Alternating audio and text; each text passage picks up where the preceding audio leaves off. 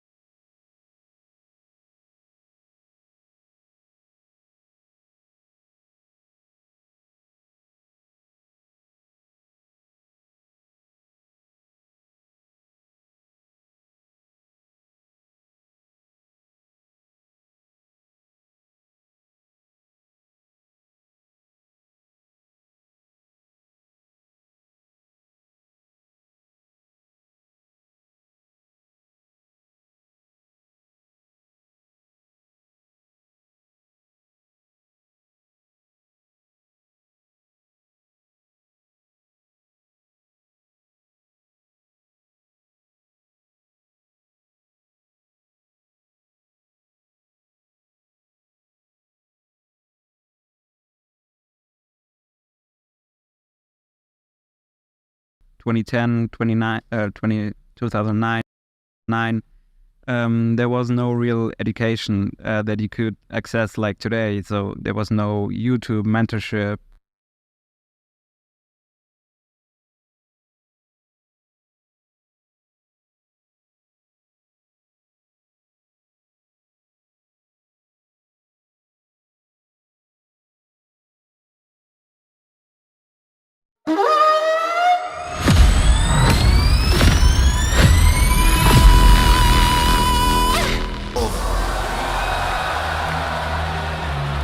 So don't hold back. Show us the reason why you are here this weekend. Unresolved and you. We are bound by blood. Don't stand alone. Be one of us. Don't stand alone. Be one of us. Defcon, unresolved, and you. Come on.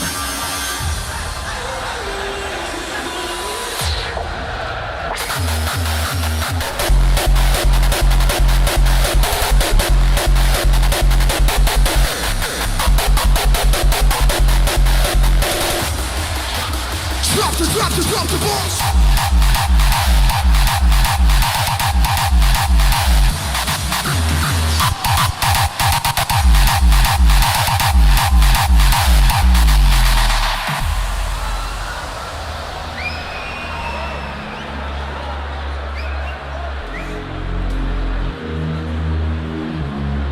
So don't feel alone this weekend.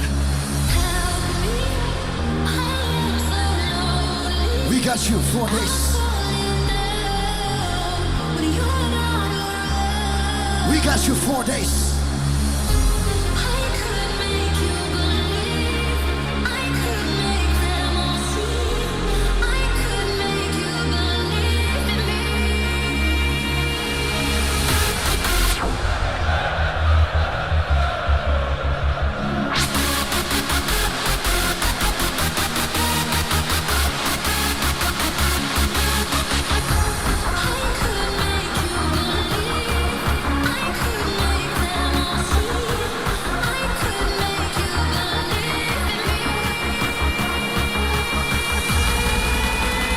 Show the reason why you are here this weekend.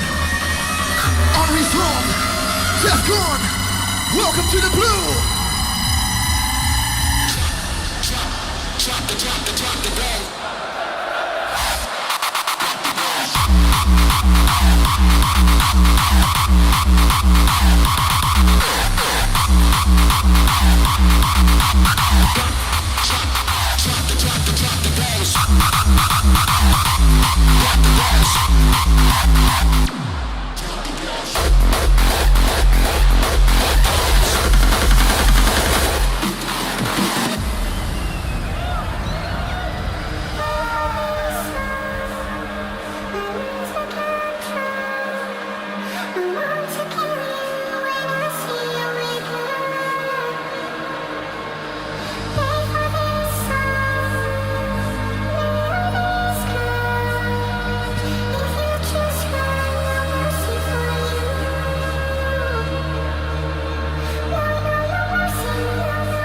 Every single person.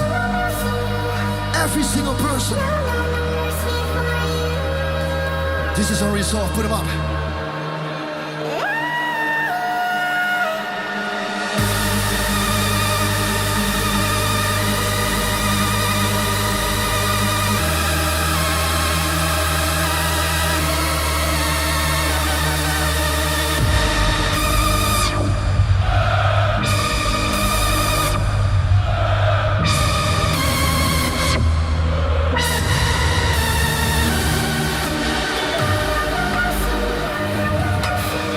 It's only for the hardest.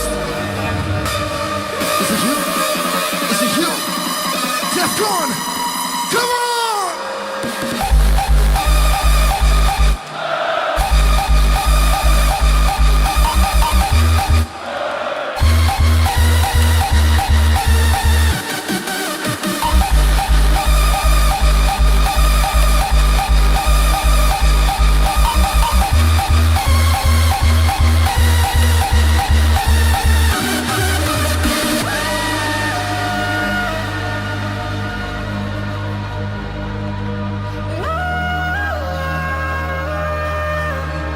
Time to make some memories, guys.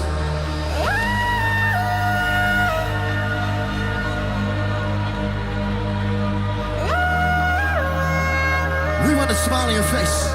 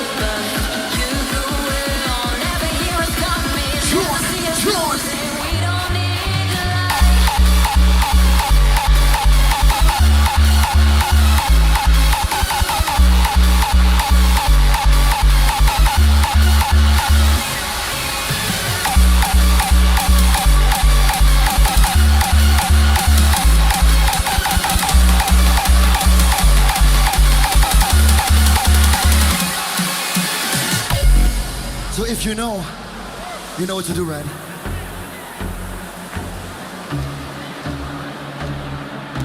Send a message to your friends. If you know, you know. That you will come back. Everything in your hands. So take another chance. Take another chance.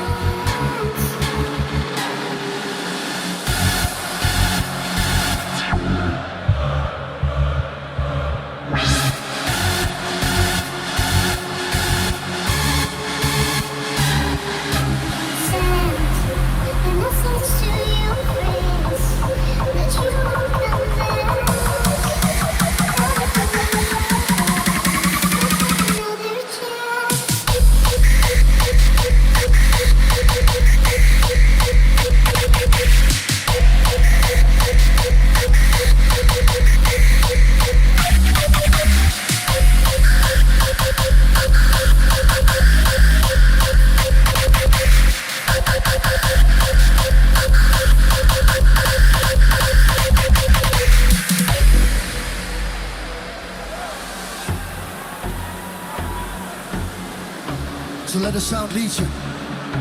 Send a message to your friends that you will come back. Everything in your hands. So take another chance. Take another chance. Take these memories home.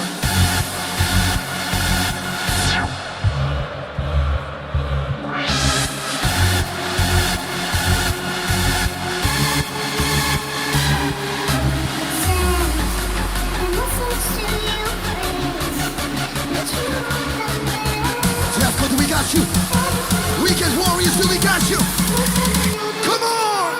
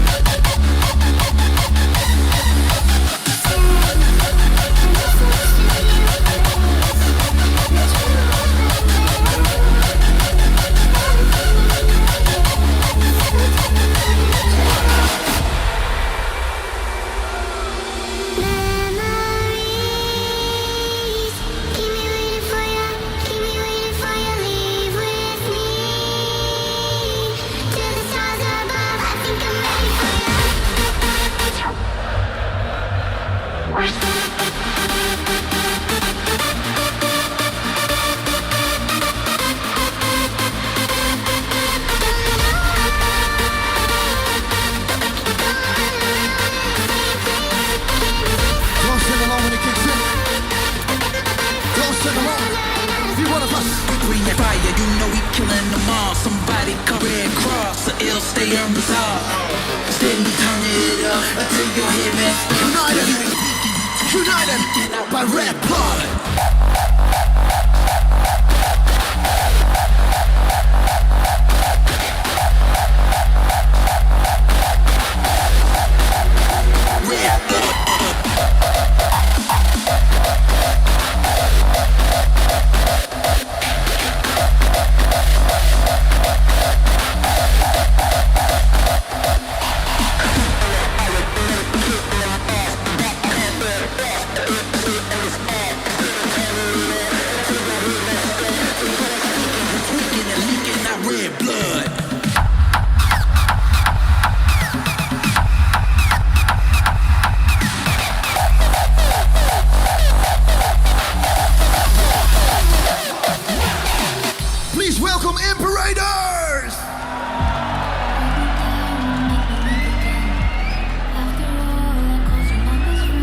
We got brand new music for you guys.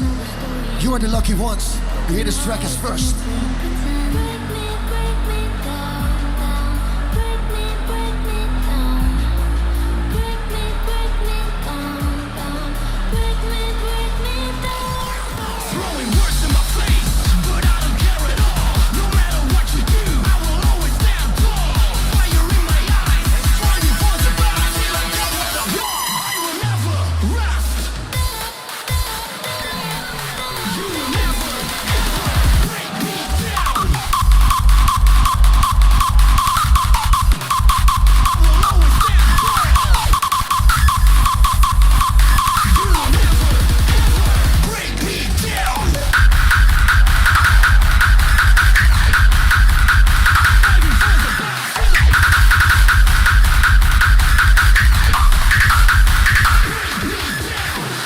Defcon, please, make some noise!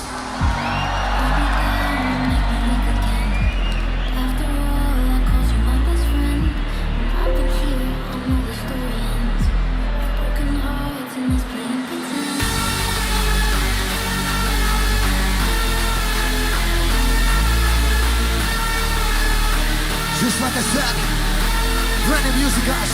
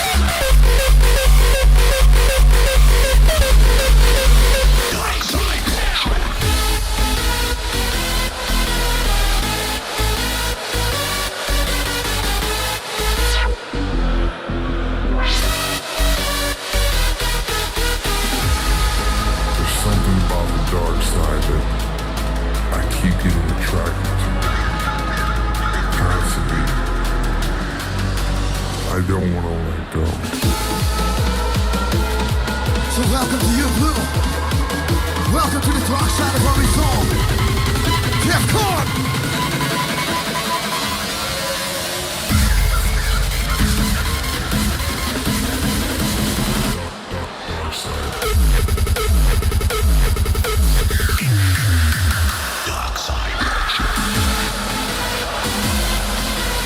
Welcome to the...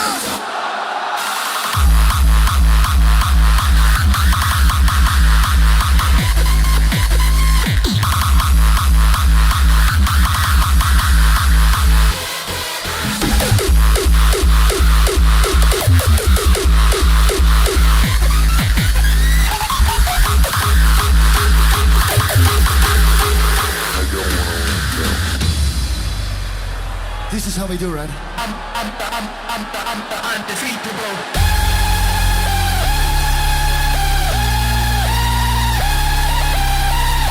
You guys rock the place with us. This is your Defcon moment. He's walking the path of the warrior for years. the unstoppable, the undefeatable, unresolved.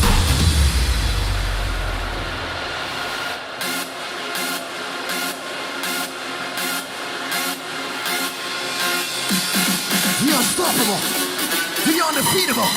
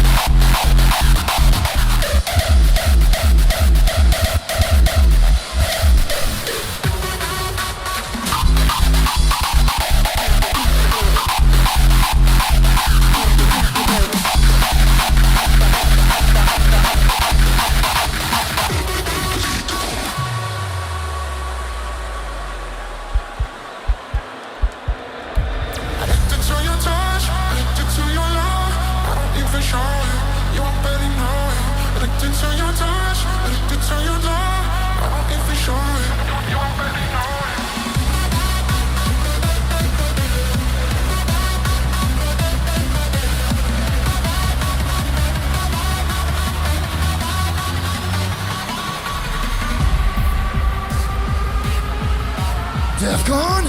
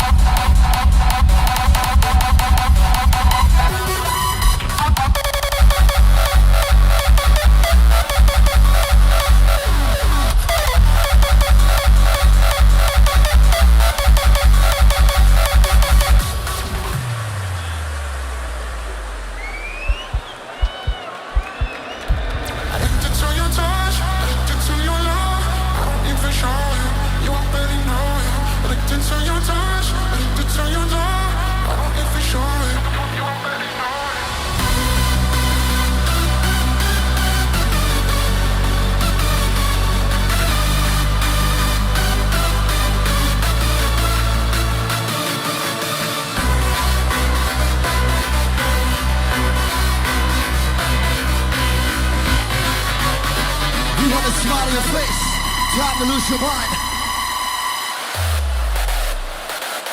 Come with us, Defcon.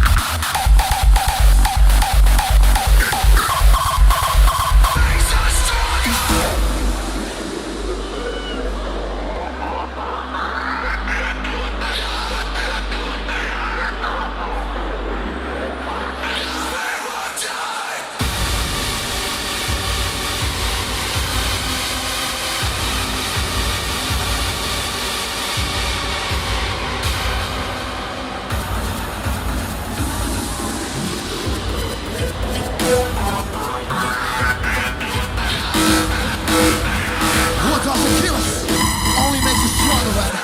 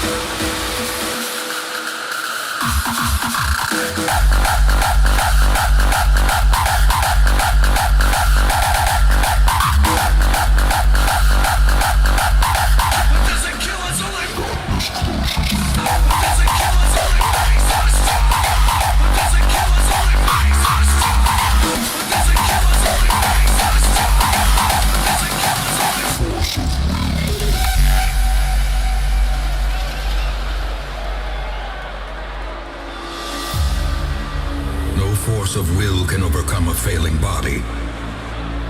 A victim to the spreading corruption, malformed with misintent.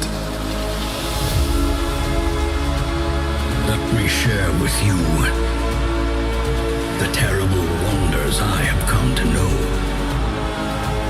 Watch your step.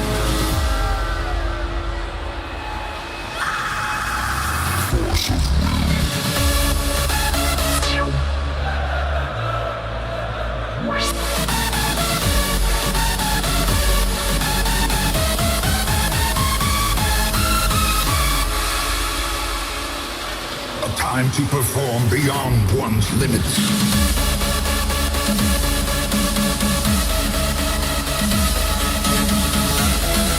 Time to rise and fly, they're gone. Time to rise and fly.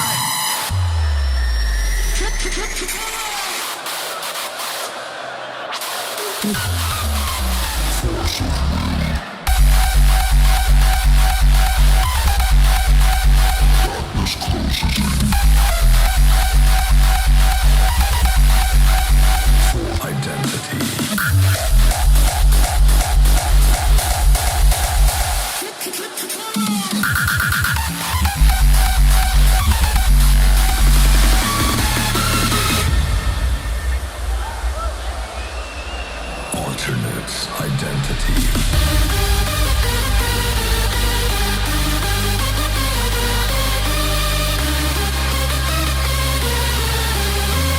There's no magic for you. Sick of pretending, no longer fitting an image. I'm ready to bring the misery. It's only the beginning. The demons inside are killing me. There's no magic for you. Identity.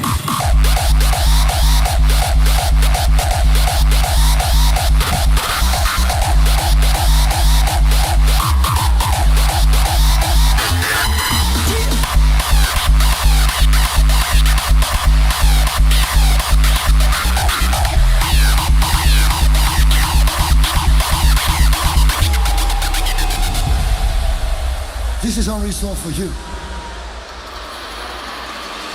I'm the type you don't wanna fight and don't wanna start with. Look into my eyes and you seeing nothing but darkness. I just wanna break out, could collapse any day now. No, I don't care what they bout. I got something to say now. They call me unresolved. I'm so full of rage. Full speed ahead. I did not come to play. Demons in my head, they just gotta be. Cause I'm feeling like there's a whole nother side to me. Yeah, yeah.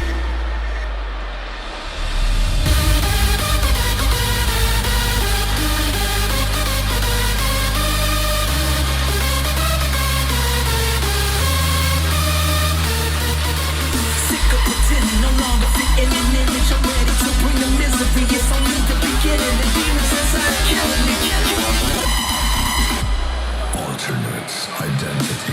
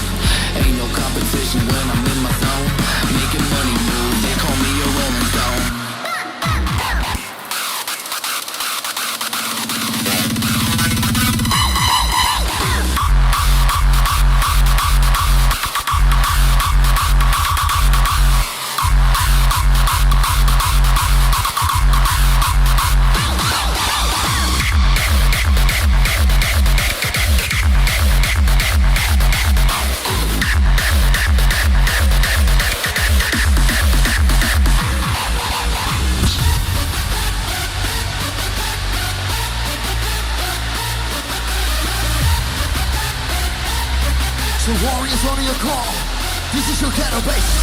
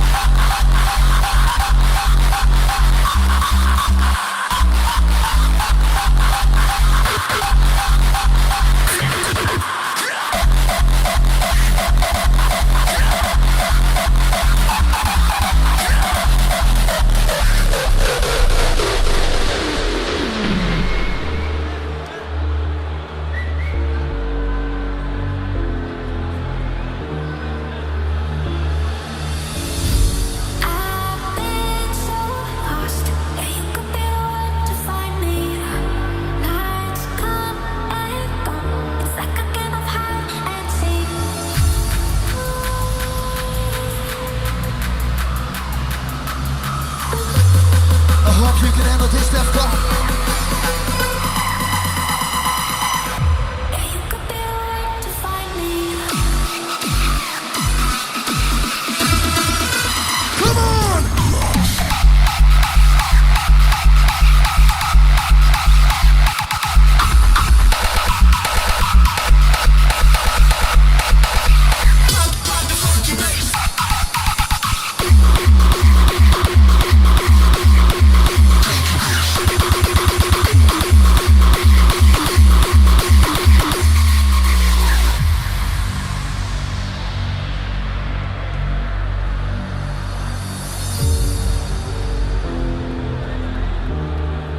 Time to break down the blue.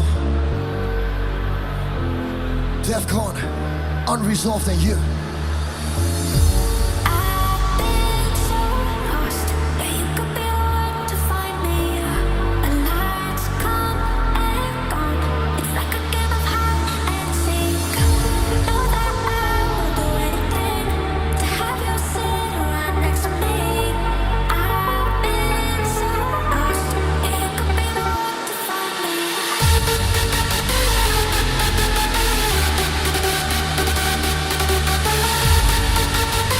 This is Dragon Blood. Let's unite us all, man. To have you sit right next to me. Orange horse, bound by blood. No time to waste, Defcon. Yeah, you could be the one to find me.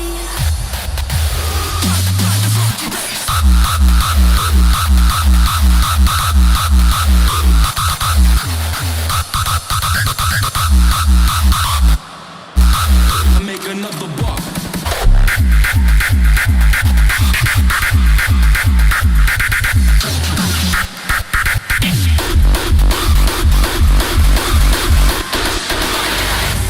You're all a bunch of fucking assholes. You know why? You don't have the guts to be what you want to be. You need people like me. You need people like me so you can point your fucking fingers and say, that's the bad guy.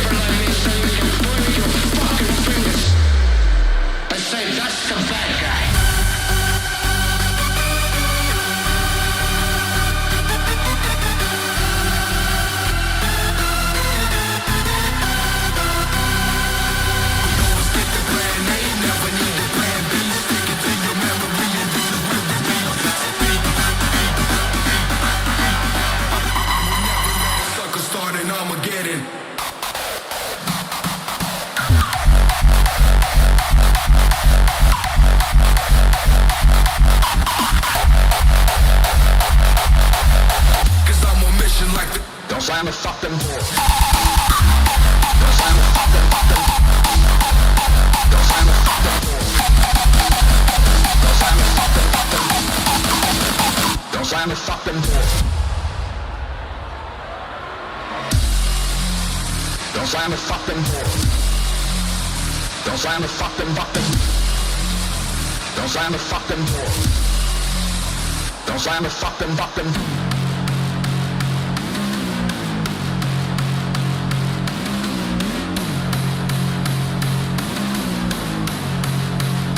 Dan zijn we fucking voor.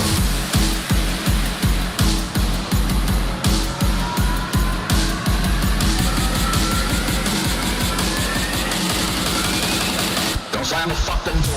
Dan zijn we fucking voor. Dan zijn we fucking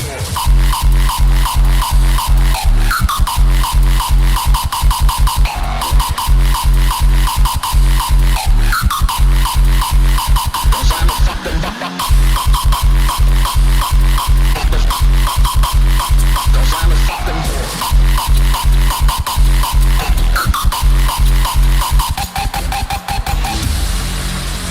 Dan zijn we fucking voor. Dan zijn we fucking wakker. Dan zijn we fucking voor. Dan zijn we fucking wakker. Dan zijn we fucking wakker.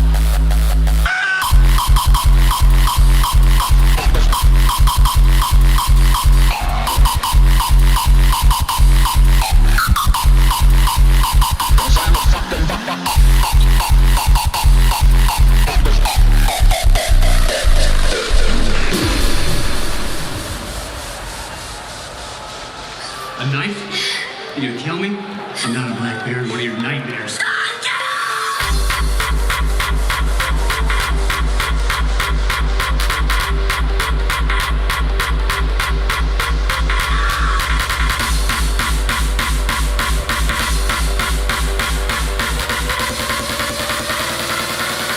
Don't tell me that I'm fucking crazy!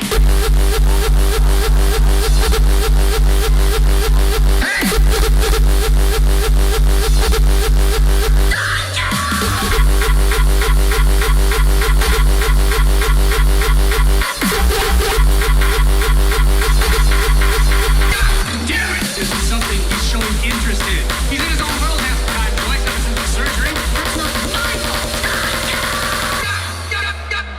Damn it!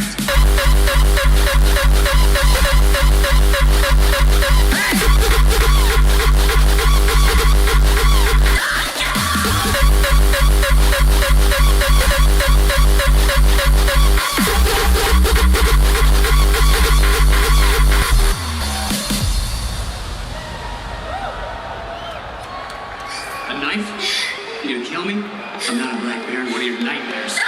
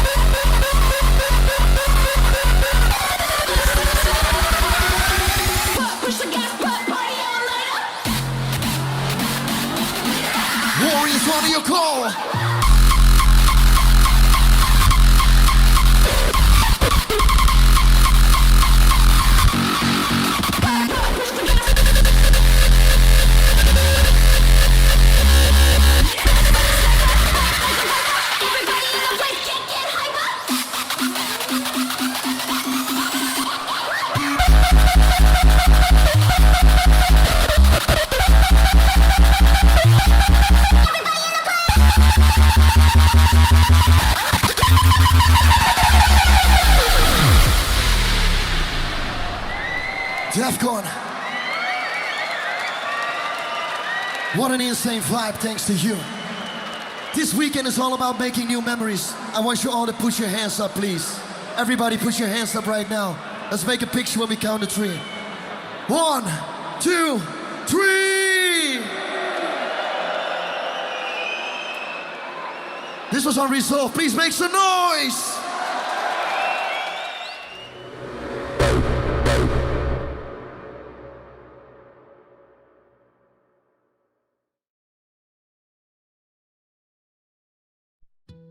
Dans la nuit des temps, Barjavel envisage une expédition au pôle sud qui va changer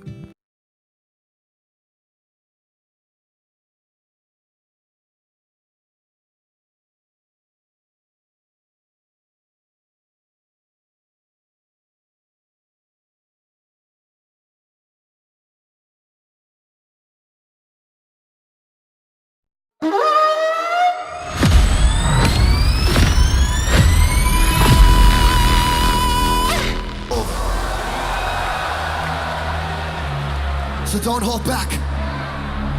Show us the reason why you are here this weekend. Unresolved and you. We are bound by blood. Don't stand alone. Be one of us.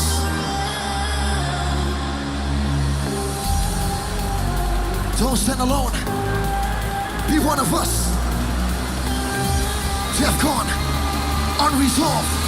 And you, come on.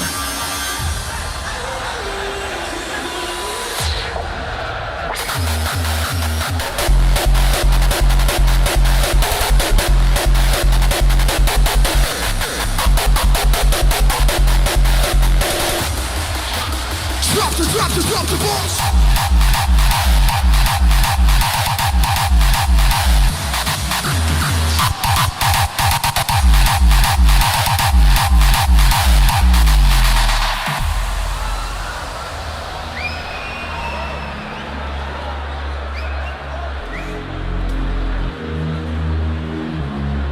So don't feel alone this weekend.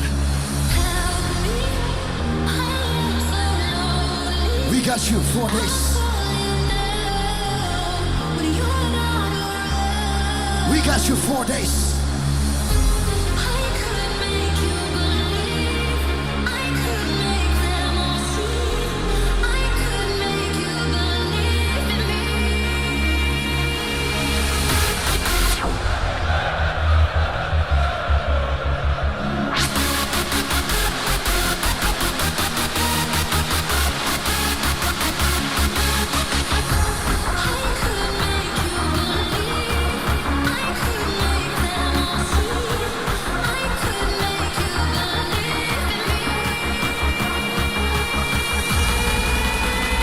Show the reason why you are here this weekend. Unresolved, Defcon, welcome to the blue. Drop the bass.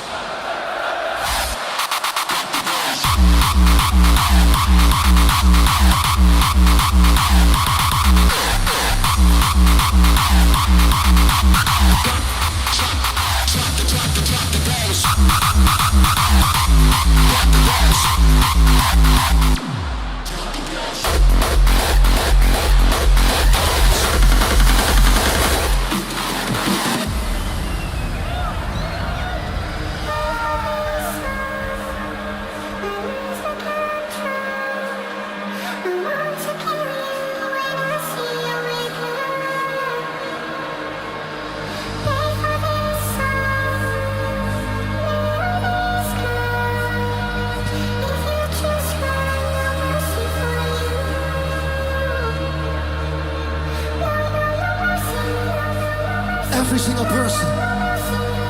Every single person. This is Unresolved. Put them up.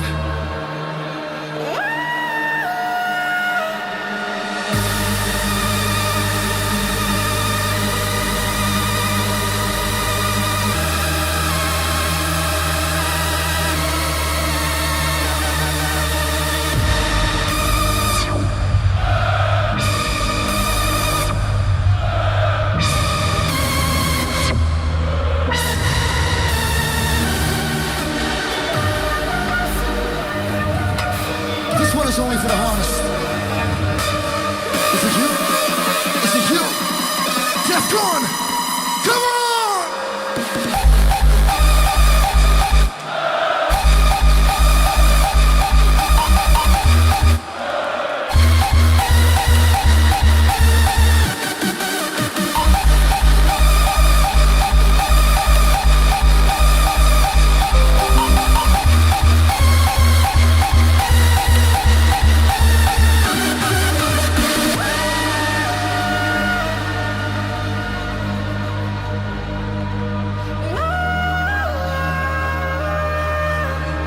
Time to make some memories, guys.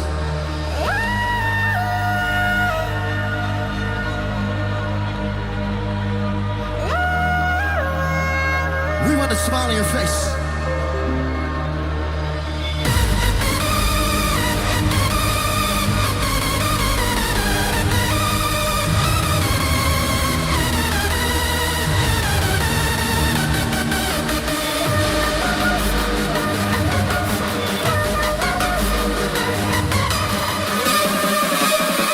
Let me hear you say Defcon!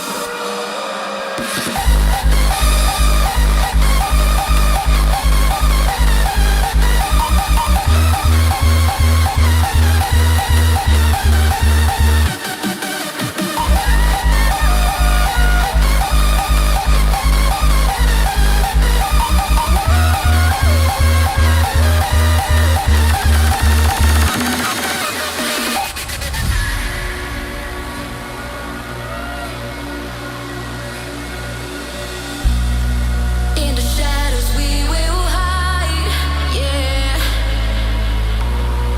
In the darkness contemplating every aspect of our life.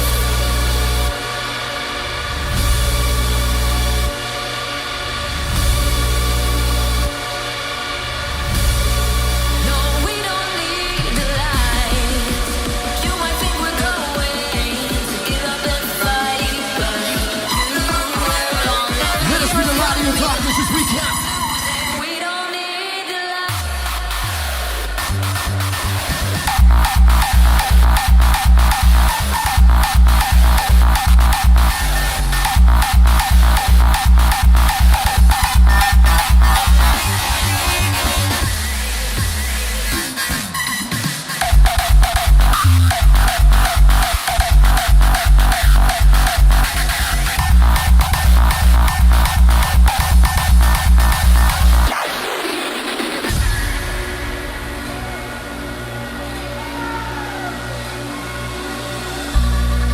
In the shadows we will hide, yeah. In the darkness contemplating every aspect of our life. You might think we're going to give up the fight, but you will never hear us coming, never see us losing. We don't need the light, 'cause we don't need the light.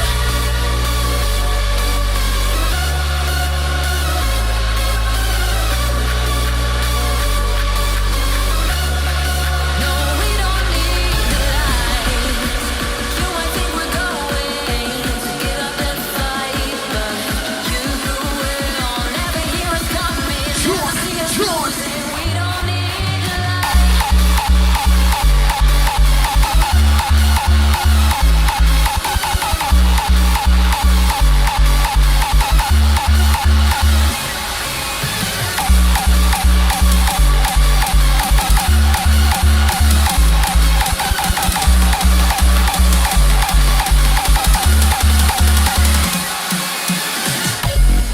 So if you know what to do, right?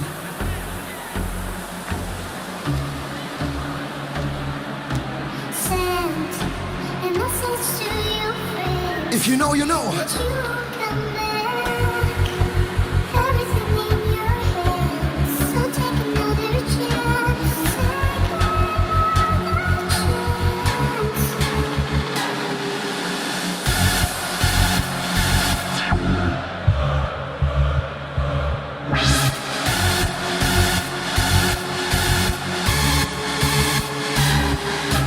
Send a message to your friends.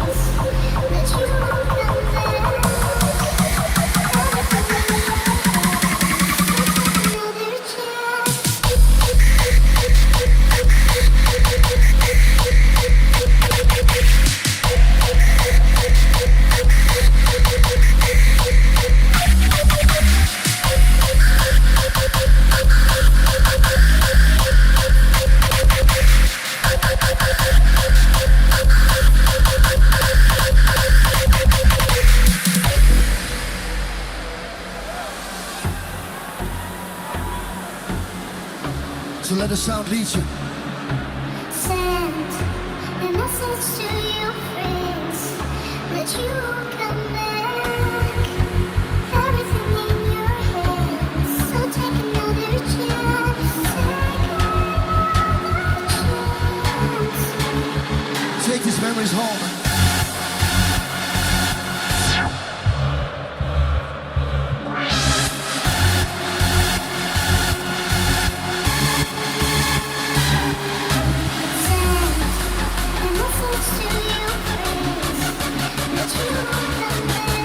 Jeff, what do we got you? Weekend Warriors, do we got you? Come on!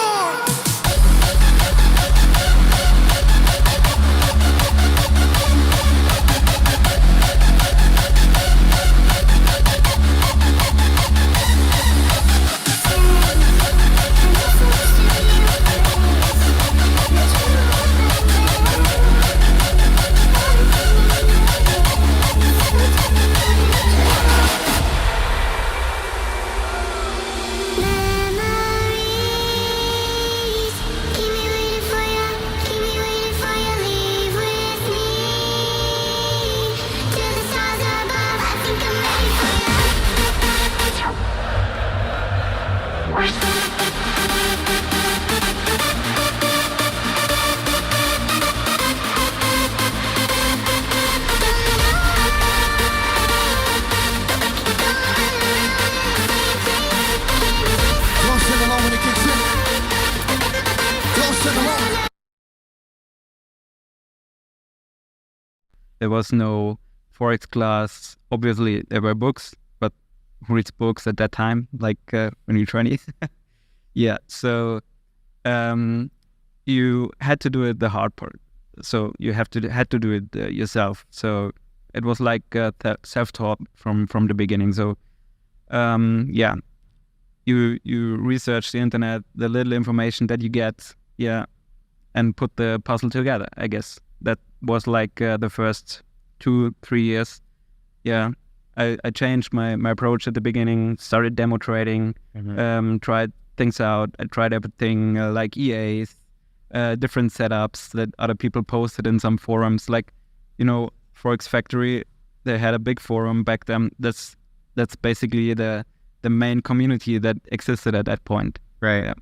Yeah, Forex Factory is like the Craigslist for anyone that knows that of Forex. It's like completely outdated UI, but there's just like so much information on there if you really dig deep into it. So you were heavily like yourself looking on the internet, looking into the ways to potentially trade different strategies, potentially get better at trading, and then you were doing self-education. You were trading with brokerage accounts at around that time. How long did the eToro thing go on? Was that just a short-lived? It was like 1 month, and because eToro was like it at that time it was put like a game, and it always had a look at more professional way. So I wanted the most professional way, even if it's more difficult to learn. So back then, the next stop was a big broker, Alpari, UK. It's gone now, basically, but at that time it was one of the biggest brokers in the world and in Europe. Very different time from the brokerage side compared to now. But opened with them, and that's why where I got to MetaTrader 4. What were some of the early challenges like with trading with yourself as we start to get into you and more in the your trading career, right? So it sounds like you started with these really small accounts. Were you working a job around this time to build up trading capital, right? Like how did this go down? It was like, no, I was in university. So it was like just my money I put up. And luckily I got successful very early on. So because the first account I blew at eToro, at that point I thought to myself, okay, you have to know better to make this a success. So at that point I kept learning in demo accounts until I was very confident that a blow account is not around the corner the next time. So yeah, when I started with the Alpari, like a few months later, I instantly had success. And at that time, it wasn't like a strategy that I read somewhere. It's just like keep improving by demo trading, like find my own strategy. That was the goal from the start. Because when I tried different things, it never worked out. Like it was posted on any forum or... Yeah, you were trying like other people's strategies, other people's ideas, all this stuff. It was just external, never actually was able to amount to anything in terms of profit and success and whatever. Well, I put up my own strategy. So yeah, when I made the transition to Alpari, it went quite well from the beginning. So I made like a $300, turned it into $1,000, $2,000. So at that point, I thought, yeah, I really got it. Yeah. So, and luckily, I withdraw the 50% of the winnings. So, but basically after that, yeah, something happens in the market. I blew the account again, and it was around the time where brokers were very different. So nearly all brokers were booking. So prices were very different. Like EURUSD was spread like 3 pips was good, considered good. So trading was very different. Like execution types were different. And at that point, like I started asking myself, well, what's behind that? How is the from the point where I click on order, open an order, to the market, what's happening behind it? But I think it was too early for me to understand it, and I just kept going with the 50% profit that I withdraw at the time, and actually was the time like before, like the university was finished like 50%. So I went in the 3rd semester. And at that point, I had amassed like 70,000 from that investment. So I was successful from the start. But 70,000 from what would you start with? Like 500. $500. Yeah. 570,000. Yeah. That's pretty good.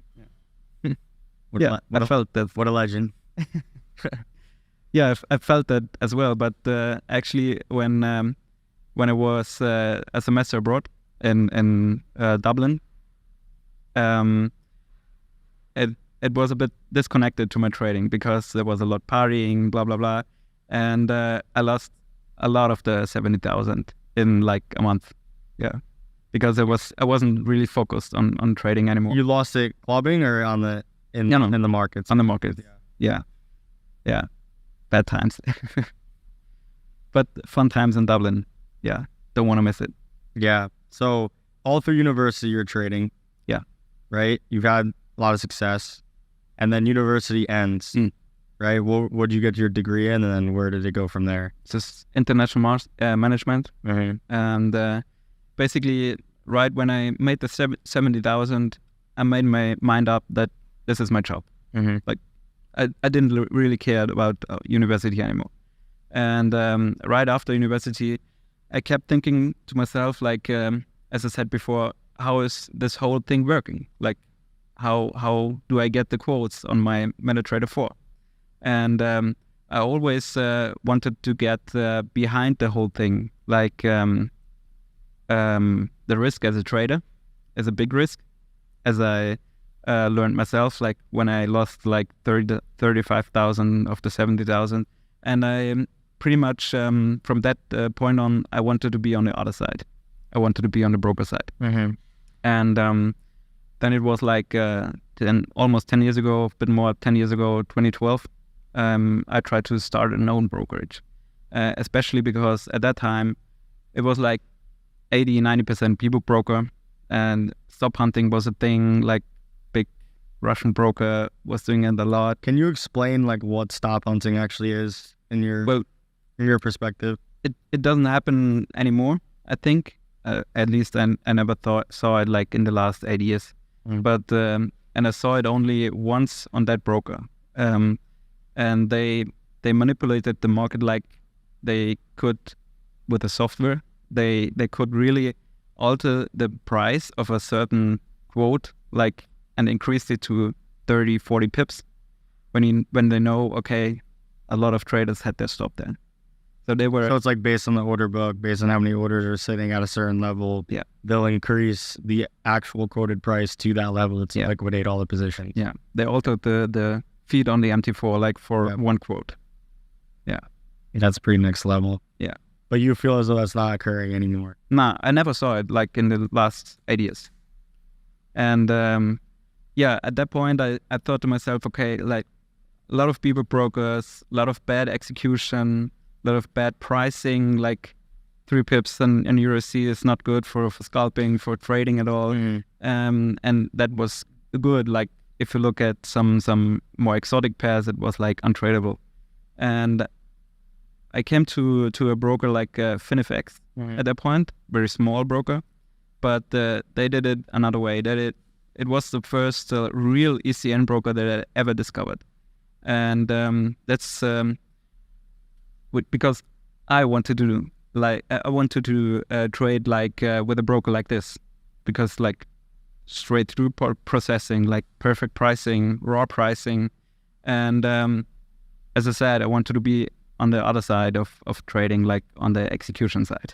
What year did the ECN STP brokers come out? Well, at 2011, 2010.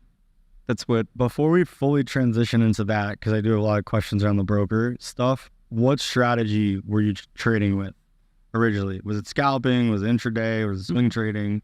It's basically the same that I use today, but it evolves over time. Like no scalping, positional trading, no real fancy stuff. It's like easy setup, everything easy. And because I wanted to know why prices move, I always kept highly the fundamentals of the market. So that's what I'm looking at, the fundamentals. Why is price moving? Why is it actually moving? Because indicators, technical analysis is just a thing of the past. It's looking at the price, what happened in the past. It doesn't give any indication what's in the future. You can use it to some extent when you want to find out some limitations in the markets, that might be respected, but they don't have to be respected. If technical analysis would be the thing, then price would be moving like always in the same direction, right? So there's actually fundamentals is more important for price action, in my opinion. That's a very interesting take. So you're saying if the market predominantly was based simply after price action, there would be a lot more trending markets. Of course, because that's the major point then, yeah? Yeah. And everything has to be respected then, but that's not the case.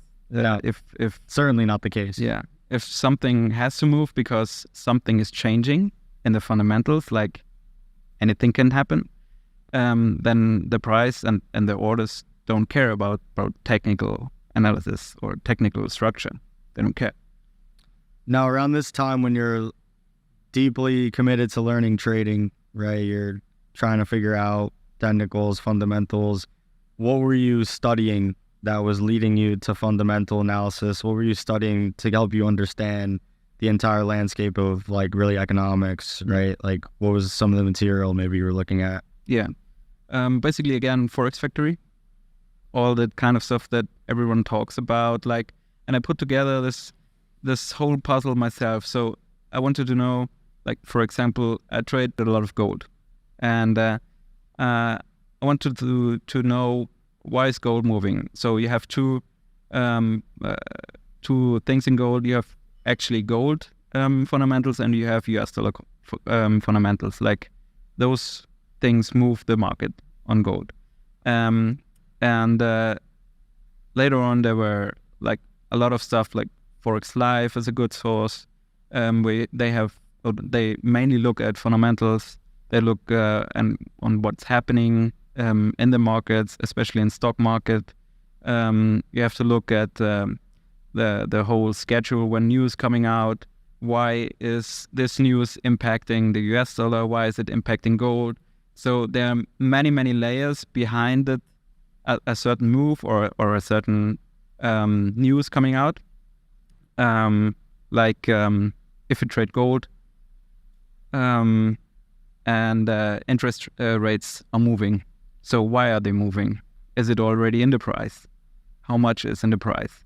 What is the market thinking? Like the bigger banks, what are they doing regarding like the funding rate? And that's layer 1, for example. So after that comes layer 2. Like, are the banks like, as we saw this summer with the crypto banks, are they invested too much in some rate stuff? Like all this kind of stuff can move the market, and we have to consider that. But how I learned it's just by doing. Like, I kept improving by seeing things. It's just experience. Like when something happens, you have to remind yourself in the future why it happened. Do you feel as though a lot of the decisions that you're making are based on intuition to an extent? Because I feel like a lot of this research that you can be doing, you were mentioning, what do banks currently think about these interest rates? What do banks currently, how are they currently operating? How are they currently being affected, right, by these decisions that are being made, by rate hikes, etc.? You can unpack a lot there. You could be thinking about, what are the risks of this bank? Like for this bank that collapsed recently, you're talking about in crypto, one of the risks was obviously a run on the bank, liquidating, and then them holding long-term all these different mortgages and not being able to liquidate those positions. So yeah, they were technically over-leveraged, but like in a healthy environment, they weren't. Yeah. But then all of a sudden the environment changed and they were completely screwed, right? Yeah. So like, how deep do you really go in this dive, in this research? Because with TFT, I've noticed that I don't think you've had more than 10 payouts per se.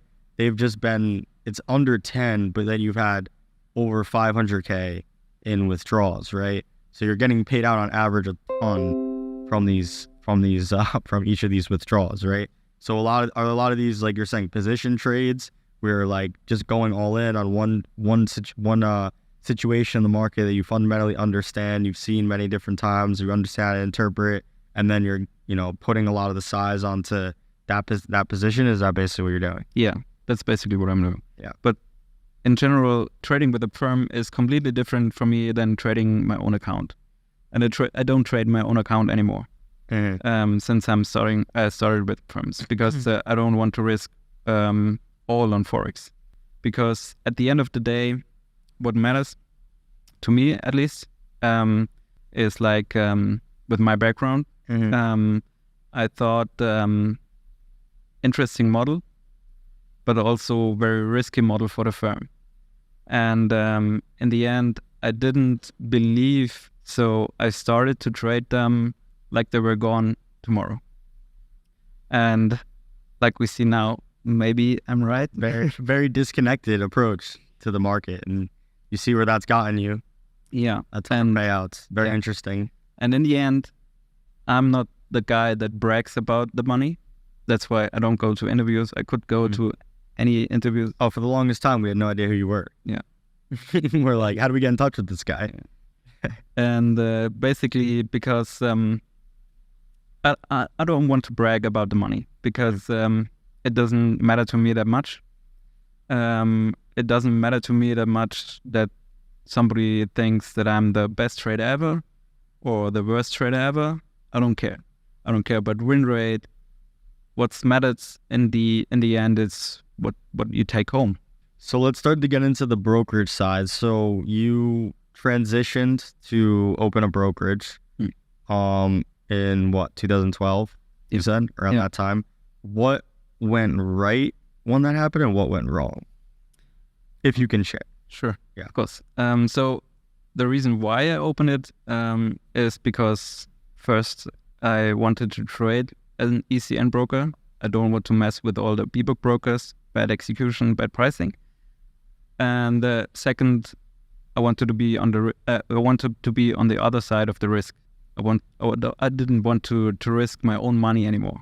Mm-hmm. And then I started to collect information: how to start a broker, where to start one, what do I need, especially regarding regulations, since we are in Germany, or I was in Germany at that time, and I didn't want to leave Germany, and quite a long time to gather everything, And but during the time and during that road, I get a lot of information how the systems are working, how the whole process is working like a broker. And well, I got a vast network of people who are in the business. And then and as I told before, I always have the approach like professionalism. I don't want just to open a broker like just to have it. So I wanted to be like a good thing, yeah. So because and not just to make money, because I always want to do the better thing for the trader, same as maybe you. That's why we are sitting here, because I like what you're doing and how you do it, and that's I appreciate that. pretty different than a lot of other companies in the business right now, and that's what makes it different.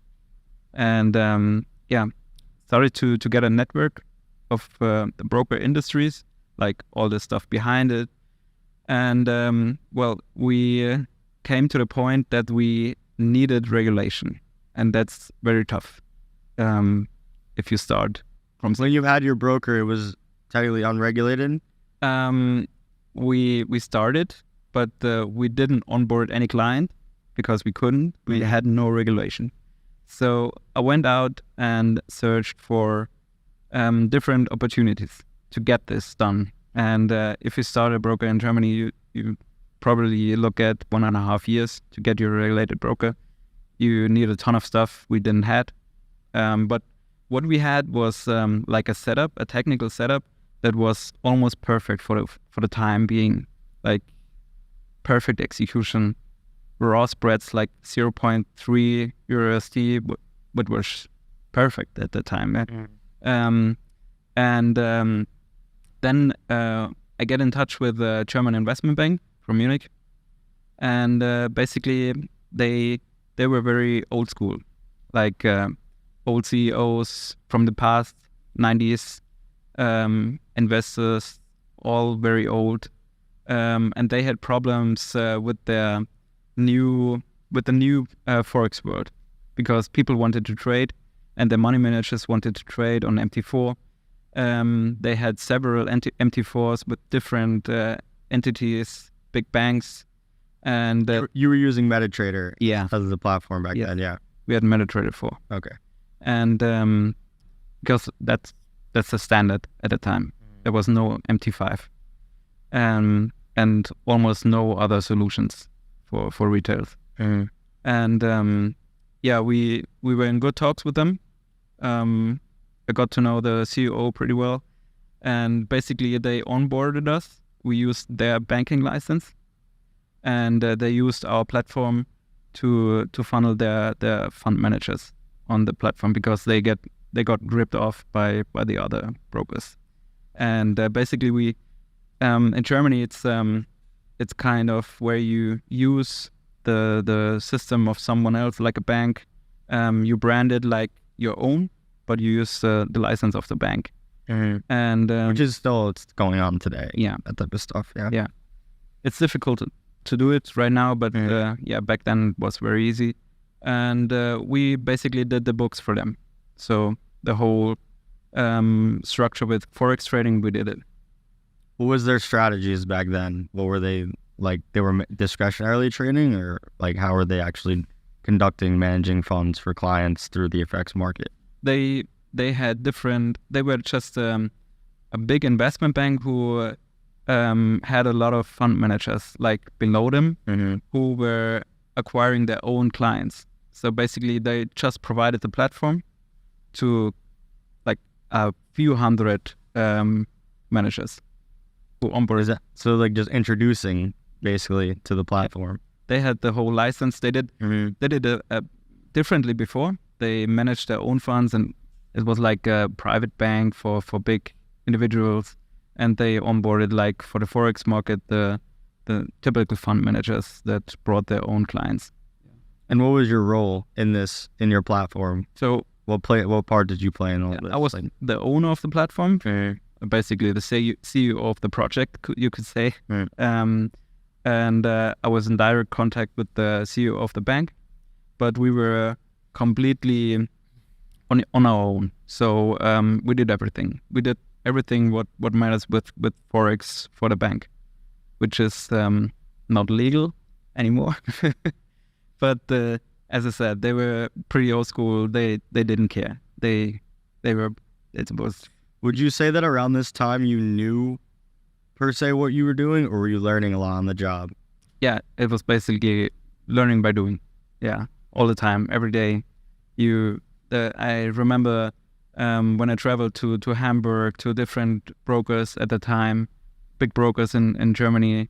When I talked to their people, the managing directors, the CEO, it was like, at first it was mind blowing because all the information they had, and I like to absorb that and really use that in the future. And I went to any meeting back then. I had good contacts with the CEO of the German branch of FXCM. I had a weekly call with him. Every Wednesday we called at least for 10 minutes just to talk about things. And the networking is part of my job back then. And second part was almost like a lawyer. You have to be constantly asking yourself, can I do that? What do I have to do that? All the compliance stuff. Because the bank was like, we don't care. And that's why... They didn't care about compliance. They didn't care. Interesting. Yeah. It was rough, the time. Yeah, that doesn't sound too good. And I had to learn it the hard way because I had to make it right. And then at first the broker was because what I wanted in general was my own brokerage. So I wanted to get my own clients, because they were the bank's clients in the end. They had contracts with the banks, not me. Because you were just like a platform provider, right? It's like an intermediary between them and their clients, yeah. But we did all the banking stuff for them because they didn't have any personnel for that. They didn't know how to do it on the platform. So that was the not so legal part. Were you building technology to deliver the reports and stuff, or how are you going about all that? We didn't deliver, or we didn't produce any own tech. We just acquired the best tech that's out there. And it was, as I said, through other people that I got to know, that I networked with. So I get to know what they are using, what's good, how does it work. And basically I put together all good stuff and to make the broker work. Would you say as you're meeting or working with the CEO or COO, right, in this team, how much did you learn, right? And how important was it to be connected with executives in a company versus previously you were kind of just a trader, an entrepreneur, more on your own team, right? How much did you grow from working with their team? With them, not so much. Just that I didn't want to be with them forever because I knew at some point it's going to be bad because they didn't care about compliance and they did all this stuff. And and I think they were gone in 2020. Really? Yeah. Due to what? Compliance. An audit? Yeah. Basically, they had another company where... They fell victim? No, they had another company. They were trading, insider trading, that kind of stuff. Yeah. How, as we get into compliance, right? And you had no background in compliance, right? You were just researching how to be the most compliant, trying to look at the regulation that exists and how to navigate it and document tons of documentation, I'm sure, and stuff like that. Screenshot communications, keeping track of all of that, right? How vast or how hard would you say is it to be compliant, depending on the industry, specifically in finance? If you start out and you don't know what you're doing, you're done. I agree. And if 100%. If you've been at that task, it's easy because you've been there. And as I said, when you open a business like that, 90% of the time you're thinking like a lawyer. Can I do this? Yeah, lawyers have an extreme advantage in terms of getting into business. Yeah, for sure. Yeah, a business run by an attorney is very has a good chance, but also has a chance of them, depending what side they decide to sit on, to go in the opposite direction, to skate around the law too much to an extent, right? Yeah. So yeah, that's something that I've learned because as a young business owner, I have no, like my background's not compliance, right?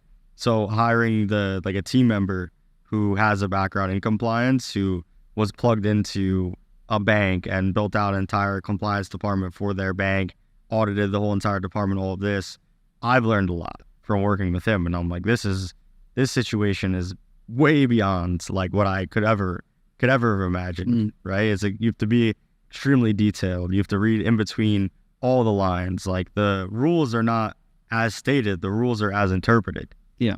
Right? So that's a whole lesson that I've learned. So it sounds like you got, to learn that through doing with this bank that you're working with. So at what point did you distance yourself from this bank? Not the trust. I started another brokerage. This time FCA broker in the UK. Because I wanted to do it right. And it was a more sophisticated broker. Like the one that I put up first for the bank, it was like just the MT4 basic stuff, but it worked in the end. And the second one was like more on the tech side. Like I put up different hubs, like different liquidity, manage the liquidity on the proper scale. Also reporting for all that kind of stuff was easier that way. So a lot of automation too. Basically on the tech side, 100 times more than before and more into detail because I know the stuff that worked and didn't work at the lower end brokerage. And again, worked with them. And in 2015, 2016, I gave them the whole business and stayed on for 2 years as a compliant. So to the CEO. Yeah. So in terms of the brokerage, what was the main goal? You're saying that you learned some things to do, some things not to do, and then you took those things and you brought in automation, you brought in technology, I'm assuming in anticipation to try to monetize things more. What exactly as a brokerage were you monetizing? Clients. To make the book. So let's get into that. So in terms of clients, that can go one of two directions. One could be, we want more volume from clients, right? Or what is the other direction, like making the market? What does that include, making the market? Well, different approaches to that. What we did, because I don't want to rip off clients, we did it, or we'd like to do it in the modest way. So where we basically make it like more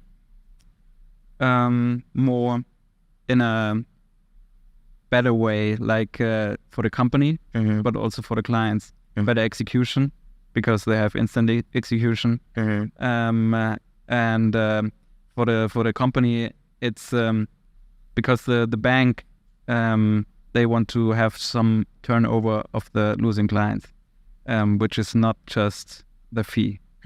And well, you have to put up different systems for that. Aggressive systems, more moderate systems, hedging systems, all that kind of stuff. Nowadays, I think it's easier than then because of just more sophisticated software. AIs play a big role, I think, right now and in the future. In the analyzing part, it was just finding the spot where we can execute it better.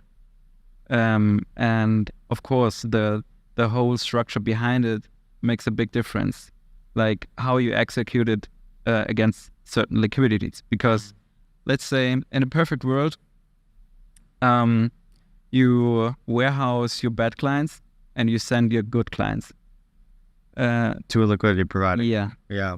In a perfect world, where you just send good clients, you have like 2 days when the liquidity says, I don't like you anymore, because they are on the other end, who are your counterpart right now. Yeah. So But why? Let's pause there. Why do you, at the core of it, right? Because we've talked about these things as well, right? In terms of directing flow at liquidity providers, why would they want to turn down profitable trading flow?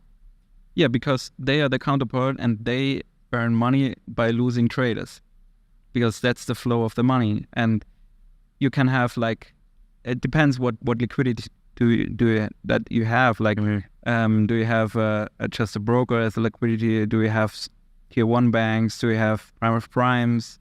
Some aggregated liquidity is totally different for them all, and you have to manage them all if you want to offer a good price, because you can do it the easy way, just one liquidity, you get one price. But what if something happens to that price stream, like especially exotic pairs, what we had at that time, especially ruble pairs, Russian ruble, they were at times completely down, like for hours.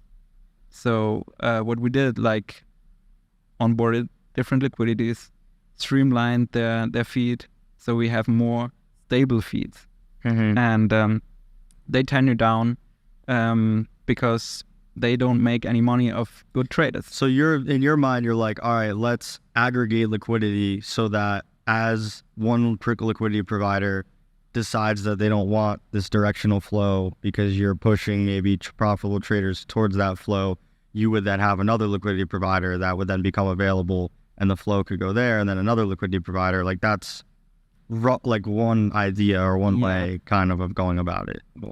It's the idea, but it's more difficult. Like, and there are systems way to more that. complex. Yeah, there are systems to that where you can split up trades. Like, you don't send 100 lots or 1,000 lots of a real trader to a liquidity. You're gone with them. They label you toxic, and then you get worse pricing of them. Like, they alter the price to they don't want the risky flow. That's not risky, right? The exposure. Because at the core of it, it's from someone who's been worked in the brokerage industry for a long time.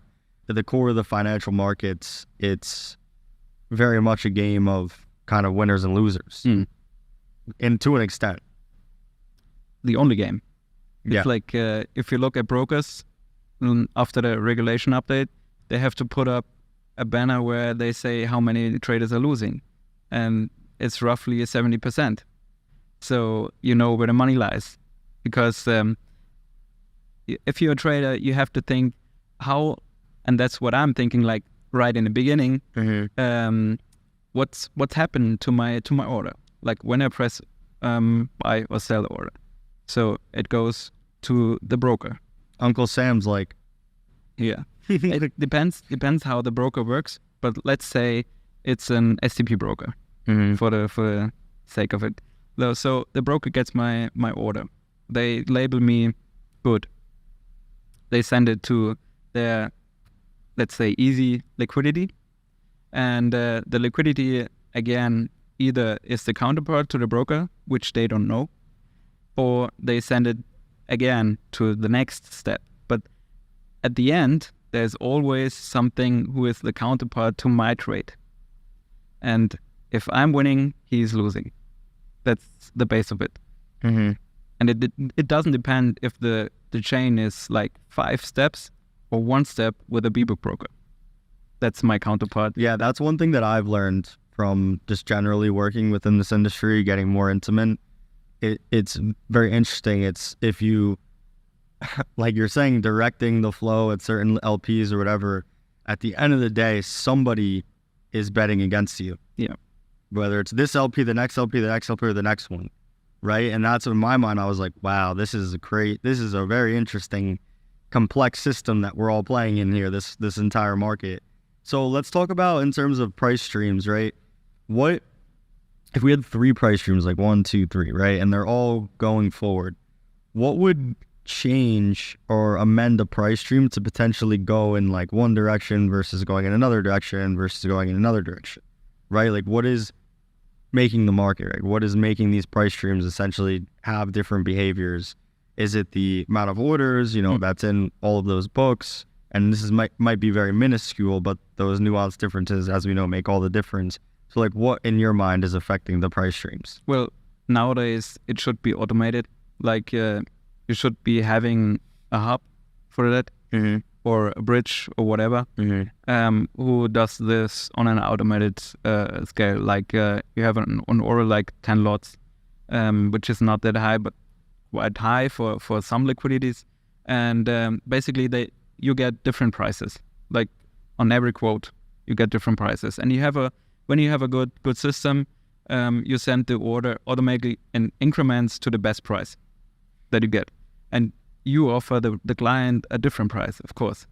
So they get the first profit for you if you have a good system behind it. Then you have fee structure, blah, blah, blah, all that stuff. But on liquidity, what makes the market is now I think it's easier if you have a good setup. Back then, it's not that easy, and you just have to send it to the best pricing option. And that creates the whole market, the whole liquidity because Forex is the biggest market in the world, so it doesn't matter if one bank executes like a huge amount or the other less. It doesn't really matter. So, but all these liquidity providers or banks, in the end, most of the time, they are the market. They're choosing the end game. Yeah, and the price is going. In the end, they execute it on a much higher level, on the Fed level. Like they getting so it's very much a game of like, it's the way that I understand it is there's obviously spread, there's commission, there's money to be made off of that stuff, but it's more so the execution in terms of if I'm executing at 1.1, and it's a sell or something, they're trying to execute at 1.15. Yeah.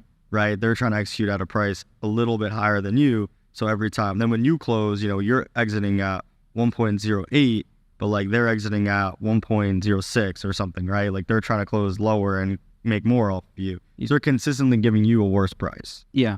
To make those beyond the spread, like all that. Yeah. And that's why you want to spread out your orders, that you won't get sanctioned by your liquidity. What I would be afraid of is like US regulators, as we see right now. They're dun dun dun. They are the kind of regulators, they take action first, and the company can explain later. So if I would be the firm, I wouldn't put up the risk at all. I would find different solutions. In terms of like putting the flow to a broker. Yeah. Because they can argue that like that. And doesn't matter what the legal team says, because as we see right now, they take action. Yep. And you get you're out of... Well, I think a big part of what's going on right now is the fact that there was flow going through to an extent, and the brokers in the US or Canada, and there's, trading CFDs and this and that. I think that's a big part of it. That's interesting. Yeah, I think in MFF context right now, it's a weak point, because they don't really put the market through. They don't really put the trades through the market. It was like a slim kind. Because I think it would be worse if it was more, because then you could argue, and actually our lawyers told us as well, in America you have the problem if you are in the market at some extent and manipulate the whole market with a product that isn't regulated. So, and that's if they, let's say, put up like 30% of their traders to the market as an unregulated entity, they would manipulate the whole market. Isn't that part of though, are they being alleged of doing that at the moment? I think it might be part of it. I think it's just I know exactly what you're talking about. Yeah, it's just if the counts are, as far as I remember, it's just misleading, which is the wording on the website, and the other things are the actual trading if they are broken. But I think with them, well, they are fighting the fight for the firms right now, and I think it's 5 things that will be matter in the court. It's like first manipulation point, which isn't even a count because they can prove it, just the texts, and I think it's just in there to make them look bad in front of the jury. Really bad. Yeah, but on the other hand, they can prove that they actually pay out. and don't even ask. I was funded with them, and I got paid every time, no questions asked. Even if you violate it, you get paid 50%. Like, I think they were on the side, like they wanted to do it good, but they actually on the booking side, like they operated the business like a book broker, basically. If that's the point, every broker has to be banned because everyone do it. It's a big problem, and a wider problem. Like banks are getting fined for that all the time. Yeah. So that's not the problem here. I think the biggest problem is like first the manipulation. We got that out. The misleading. Okay, they get fined for that. Blah blah blah. Put up different wording on the website. They're good. Third thing is how they classify the funds. I think that will be a big point. Are these funds that traders like put up like money laundering to an extent?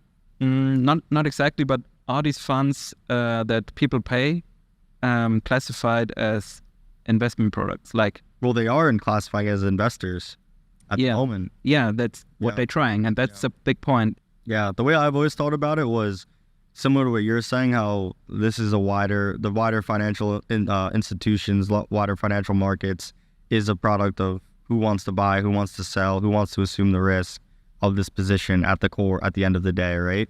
So I've always thought of it as in terms of, I mean, any business model, right? You're trying to find a profitable way of conducting your business. You're trying to offer a product where you give the consumer what they have been told, that they're going to receive.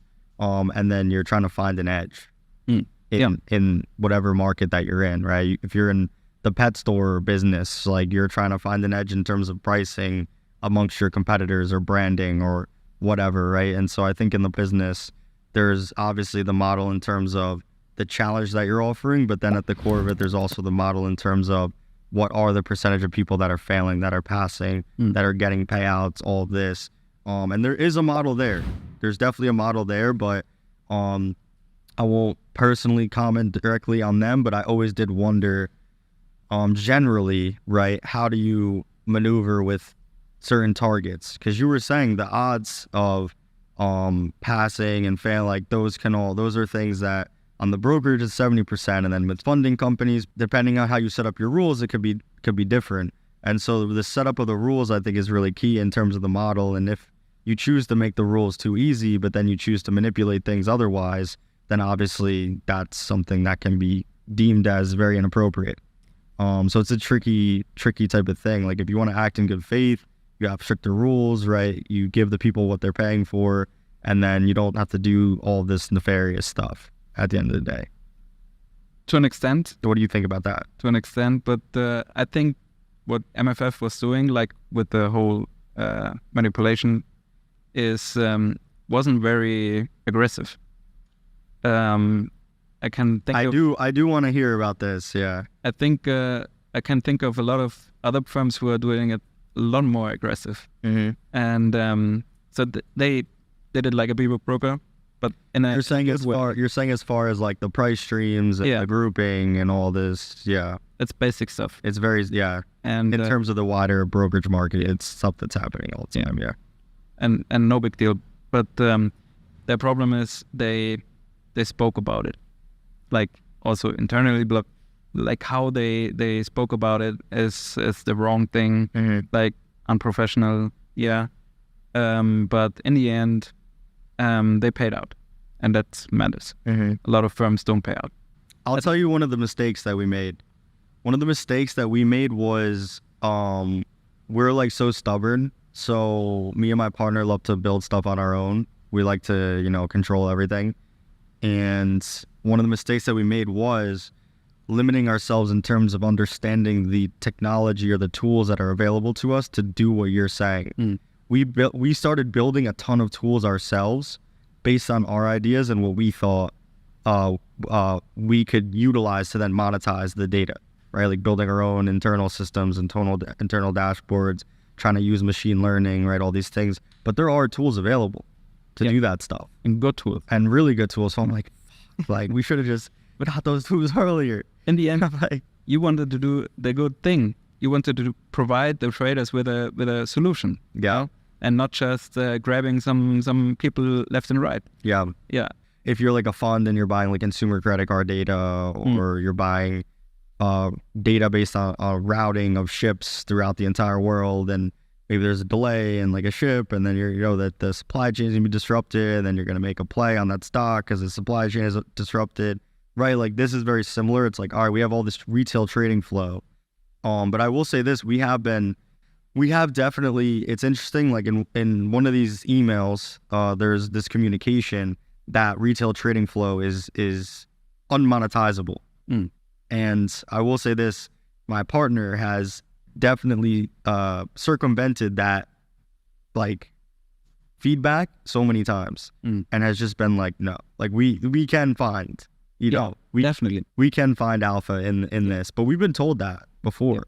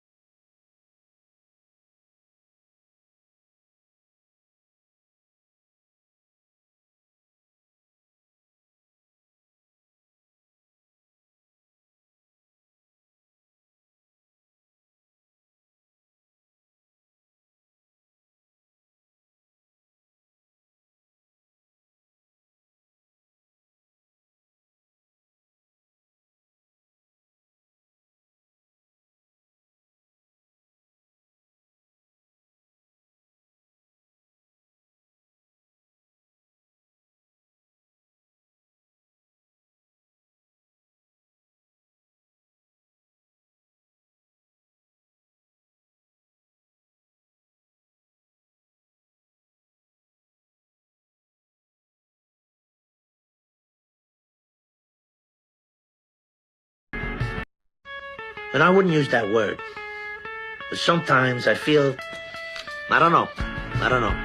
You motherfuckers.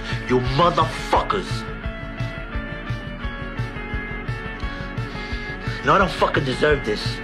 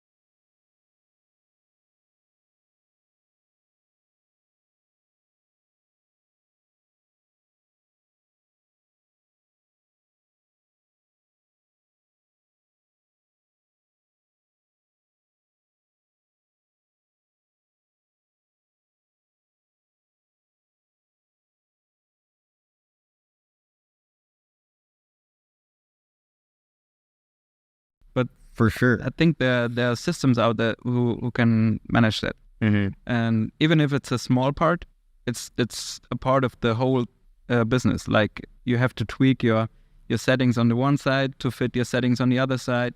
So it's all combined. Yeah, one of the things that we did as we unpack this subject is like the Kings program, right? That we have with the funded trader. There's a certain amount of notional volume that is required, right? And everyone's like, fuck, like why you guys have this? Like, this is the dumbest thing ever.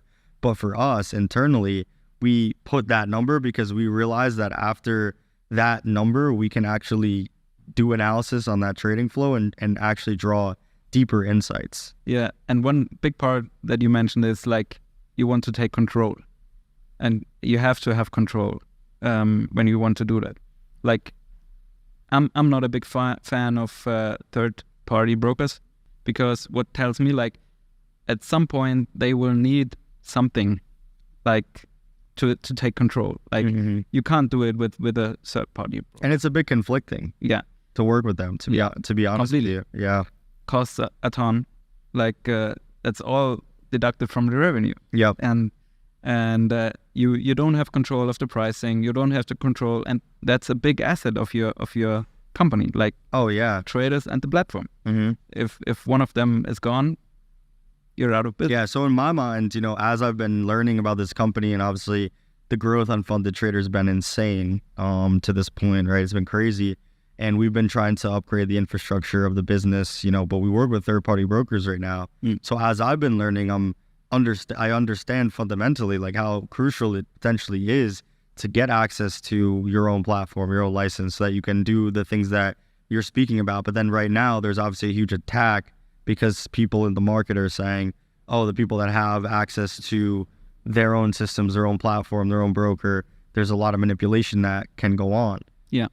So there's like this attack on it. But the reality is the business needs to trend in that direction and have the infrastructure to truly survive and to thrive to an extent. That's not to say that the business needs to nefariously fuck everyone over, but just in terms of being able to make the market in a way that creates the product that we're able to sustain and all this and grow the business, whatever, right? Like that is the direction that the company needs to go into. So, based on everything that's going on, right? How do you, in your opinion, circumvent the idea of like fucking over clients if you have your own platform? Like how would you do it if you were to do it yourself?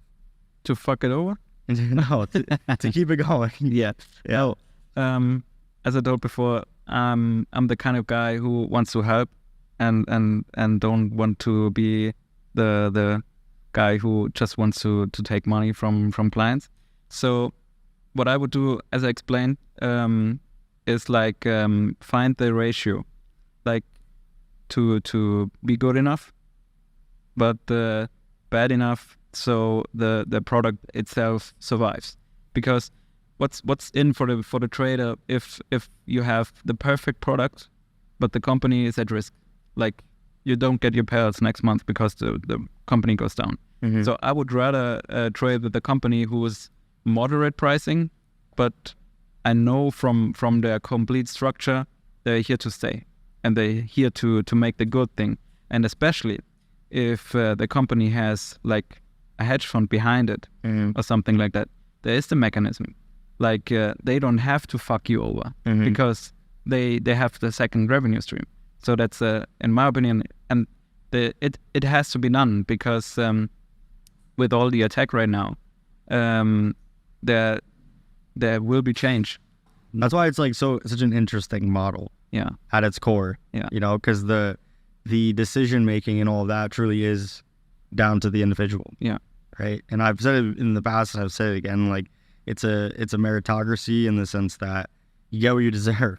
You know, you could trade, you know, you earn money, you get the money. Yeah. But if you can't trade, you can't trade. And then you got to get better. Yeah. In my example, because I really know how the execution side is working, I execute it differently on firms. So like I calculate in additional spreads, I calculate in additional slippage that might happen. There's some people in this room that do that too. Yeah. Yeah. I think with time, people getting better to understand it, they have to, because that's the only model that works, because you can't put up like instant execution. Yeah, that's maybe the thing that will change in the next month with all that kind of stuff that goes down right now. Firms will be, I think, more clear and have to be more clear what they are and how they work. Industry's going through growing pains at the moment. Doesn't mean it's going to die, but it does mean that there's going to be a lot of changes, and there's going to be a lot of opportunity in the market too for new firms, right? New companies to rise up and to do things the right way and potentially spend a lot of money on compliance from the beginning. Yeah, yeah, definitely. You know, it reminded me like 10 years ago, the brokerage business, because a lot of fuckery, a lot of people brokers, a lot of bad things, like where you have to choose or trade with them, and big brokers are... Oh, that's why they put the shiny ECN on everything now, right? Yeah. And then a few years later, the business evolved. Like nowadays, they all SCP them, people them as well, but not as aggressively. So it's a better place right now. Like if you go and you trade with a broker, you won't get fucked over. Like, and same as firm business, like it reminds me of that phase. And I think it's high time right now. It's do or die for America at least, because you have just two ways right now. Yeah, I definitely think that like you're saying, it's a groundbreaking time in the entire industry in terms of, you talked to me before about something about binary options. Yeah. So how is that similar? Yeah, and like it was in like 2015 or 16, there was this huge run on binary options, like these small binary options brokers. And the regulators, they didn't like the model because it was like gambling, but also like a real investment opportunity, and they outright banned them. They didn't ask them, like, just take action. Yeah. So, and when they truly don't like something, it's going to be a sweeping. Yeah. The whole industry will just get wiped out. Yeah. Especially in the US. Yeah. I think other places, like what we find out in Europe, like in Germany as well, and the UK, they don't really talk about firms, the regulators. So, but I think if the US moves, like at least the FCA in England moves second, because they have the same approach, like consumer protection. So they act for us, except as an example, like in Germany, also other European countries like mainland, they don't have that assignment to protect the consumer. They more or less protect the banks. So interesting. Very different. Yeah, very interesting approach. Well, listen, I think that you've shared a lot of insights that you've learned, over the last 10 years. It sounds like you're optimistic about the industry in general. You understand the industry pretty in depth to this point. What is some final feedback or like advice you have for anyone that's in the industry right now, that's even trading on brokerages, right? What do they need to learn right now that they're maybe not thinking about? Going back to trading, if you want to do it like in a more relaxed way, I encourage everyone to step a bit slower, like slow down. That's the key. Like example, top tier trader, they put the 5 lot minimum on certain accounts, and I've been trading with them a long time. And when they put up the 5 lot, I made payouts every time, like for months, and good payouts, like 30K. It's not 150. I saw a picture of someone yesterday that you're on the leaderboard for them, right? Yeah. Right now, yeah. And at the same time that I made profits with them, I lost accounts with other firms where I didn't put the 5 lot. So my advice is to slow down. Then you will manage to do it. Well, listen, it's been a pleasure. Thanks for coming all the way from Germany and doing this podcast, second pod. And yeah, thanks for being here, Pasquale. Thank you for having me. Yeah, It was nice. Thanks, guys.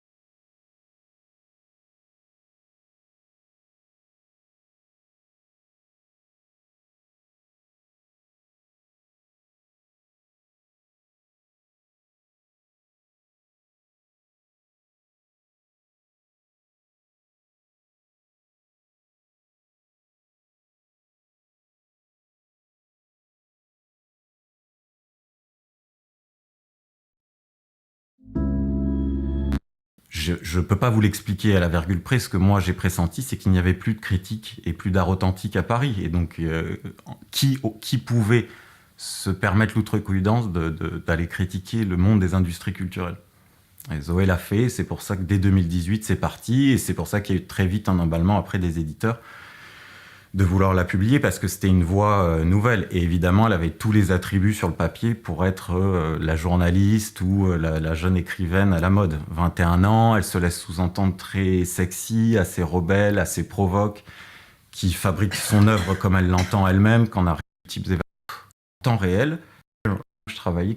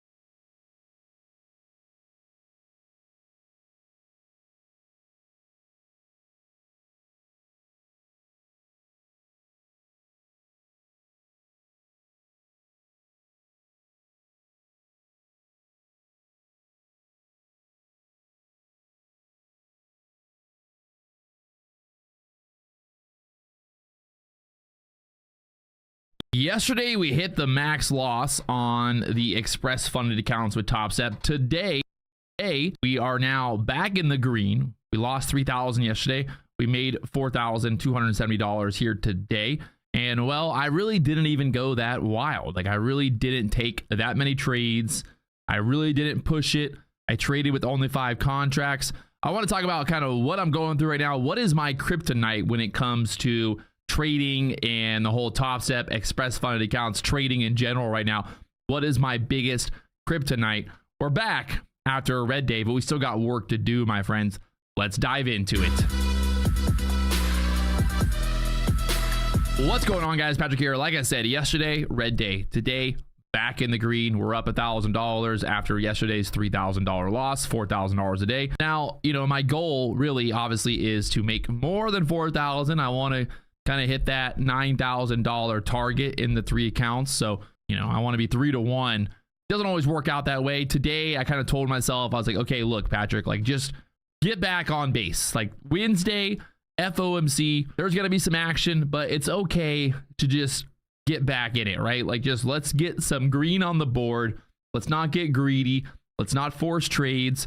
Let's not overcomplicate it. And that's the biggest problem as a day trader, is knowing when to push it, knowing when to hold them and when to fold them. And obviously, you've got a lot of things to think about as a trader. You've got sizing, you've got FOMO, you've got the emotion, you got all this different stuff to think about. All right, you're like entering a trade, like, how many contracts do I buy? Do I go big? Do I go small? Do I push it? Do I hold? Do I take my profit? Do I cut it off? Like, what do I need to do? And obviously people will say, well, that's because you need to have a strategy on how to trade every single setup. But it's just, it's hard. It's hard to always follow the strategy. I don't care what anyone says. At the end of the day, we are human beings. We all have emotions, and that's just kind of how it goes. You can see I ended up walking away, which obviously now in hindsight, I'm like, well, I probably should have stayed, but it is what it is. I mean, we got stuck here at this pivot point at the 266s. We pushed up to that 260 area. We got stuck. We had this sell down. I mean, this is like just a textbook type of momentum style breakdown through this trend here. We make a new low through these candles, and there's your setup through the 40s all the way down there to the 84s, and then look all the way down there to the 120s. So about a 100-point move from that setup there alone. And we also had it on the Patrick Whelan Lux Algo indicator. We had the sell signal all the way up here. So, I mean, that sell signal was there. Like, what's my biggest kryptonite right now? My biggest kryptonite right now is, you know, I have these days where I make $4,000, $5,000 in the morning when the market's hot. And then I come back and I give back profit. And then I'm like, I get into this like tilt. I go into tilt where I'm like, fuck, you know, I lost $2,000. I got to get back. I got to get back to that 4,000. Before I know it, now I'm 0. And then before I know it, I hit max loss. And I've done this so many times. And I'll be honest, like, I've done this so many times. I've made money in the morning. I've walked away. I come back. I look at it. I'm like, oh, I'm not going to trade it. And then I'm like, well, maybe I'll take one little trade. And then I take one little trade and it goes against me. And then I'm like, oh no. And then I try to force it. And then before I know it, I've now hit the max loss on the day. And, you know, people always ask me like about like the TopStep stuff, you know, like when should you take the payouts and all that types of stuff. And it's $1 million question. Like, when do you take, you know, when do you take a payout? At what point do you take a payout with TopStep? If you know that, like, okay, you've got 5 green days, you're up so much in the account, like, is it worth it to take a payout? Like, should you take a payout? At what point should you take a payout? And obviously, you know, everything that I do is like under a microscope. Everybody's looking at my payouts. Everyone's looking at my videos. Everyone's looking at what's Patrick doing. And I put a lot of pressure on myself because I'm like, fuck, like, I really want to have a big payout. And it's stupid, right? Like, it's really stupid for me to think like that, but it's also like, it is kind of, you know, it's part of it. Like, and you can see right here, this is an express funded account. I've got total of 6 days green. So I could take a payout 100%. The account balance has already been to $10,000. So I could have taken a $5,000 payout. I could take a $5,000 payout if I want to. I'm able to do it. I've got 6 total days. So the question is, do I take the $5,000 payout? Do I keep trading? Do I go bigger? Do I look for bigger size? Because here's the issue.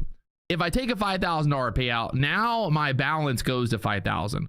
So at that point, I really only have 2 red days possible. If I hit max loss twice, I then lose the account. Now, with it being at 10,000, you know, being the high, I then have basically 3 red days possible, like 3 back-to-back red days. And I would say it's not impossible, but it's least possible that I have 3 back-to-back red days. Maybe I don't know. But there is this like battle basically where I'm like, fuck, like should I, push it, go for the bigger move, go for the bigger trades, go for that $20,000, $30,000 payout. Like that would be awesome, right? Like if I show that $30,000 payout, 3 accounts, even a 10,000, like I would love to just be like 10,000, 10,000, 10,000, $30,000, 3 accounts, 10,000 a piece, take the payouts. Because remember, you can only take 50% of the payouts until you get to that, I think, 30 days of profitable trading. And then you can take 100%, but then you close the account anyway. So it's like everything I do is basically monitored and watched, and everyone's looking to see what I'm doing and what payouts I'm taking, and everyone's keeping track. And I'm not trying to make excuses, but I definitely think it plays into this like mental aspect and emotional aspect of me like wanting to be greedy and wanting to like put up that big payout. Like I really want to be like, oh, Patrick Whelan took the biggest single payout ever in TopStep history.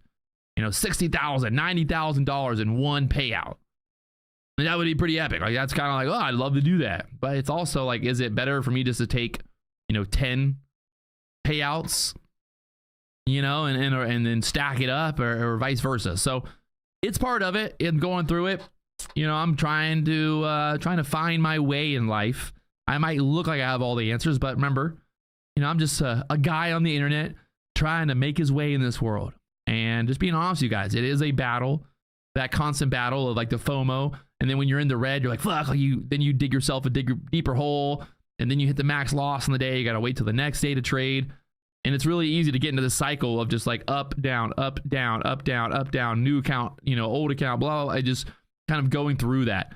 And I would definitely say that I put a lot of pressure on myself to like put up those numbers. And it's funny because like, should I really care at the end of the day? Like, should I really be focused on this like chase, this dream of taking the biggest payout in the history of payouts? Is it really important? Like, does it really matter? Probably not. Probably it doesn't really matter. But it kind of, I guess, is my kryptonite right now, that emotional, stupid aspect that I'm been focused too much on. So there it is. We're back in the green. Yesterday, red day. Today, green day. Welcome to trading, my friends. It's how you do it. And, part of the business, my friends. I'll see you guys tomorrow morning, Thursday morning. Let's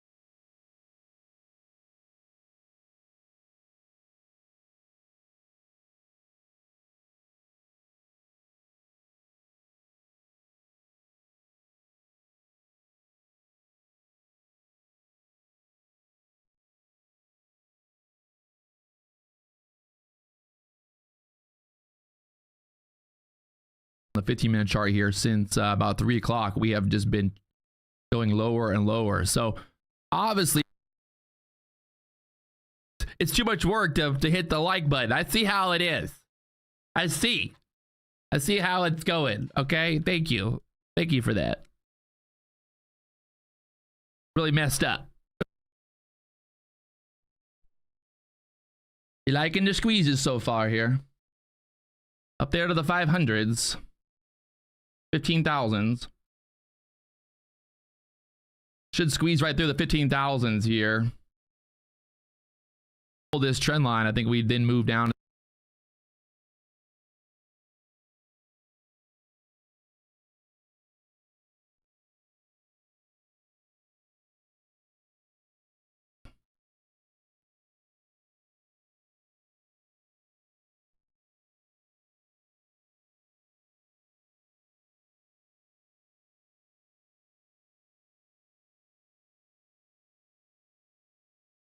We're going for that pivot point. Get it. Touch it.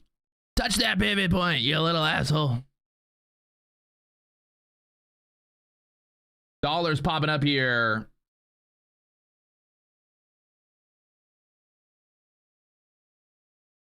Going to that pivot, baby. Pivot, you motherfuckers.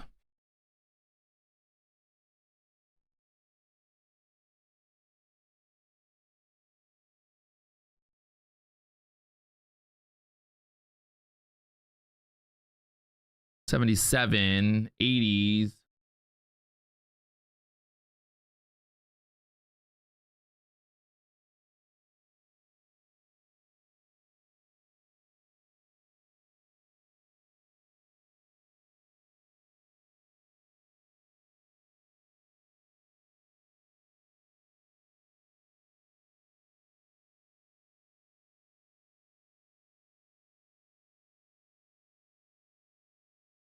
It's 2022 and there's a better way to trade than how you used to trade. 2020, 21, there's a better way to do it, and it's called futures.